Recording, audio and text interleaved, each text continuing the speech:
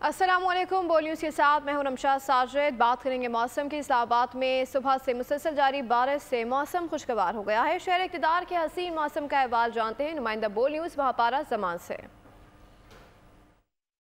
आज बिल्कुल शहर इक़्तिदार में गुज़श्ता चंद रोज से बारिश का सिलसिला जारी है। वक्फे वक्फे से जो बारिश है वो गुज़श्ता चंद रोज से जारी है। न सिर्फ शहर इक़्तिदार में बल्कि मुल्क भर में बारिश का समा है। मौसम जो है वो इंतहाई खुशगवार हो चुका है। आज का जो दर्जा हरारत है वो कम से कम 25 डिग्री सेंटीग्रेड जबकि ज्यादा से ज्यादा 35 डिग्री सेंटीग्रेड तक जाने का इम्कान था।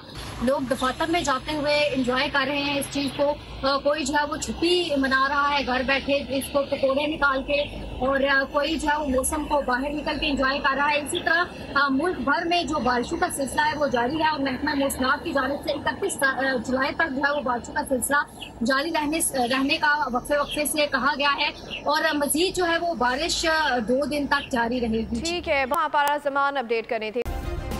सब्सक्राइब करें और बेल दबाएं ताकि कोई खबर रह न जाए।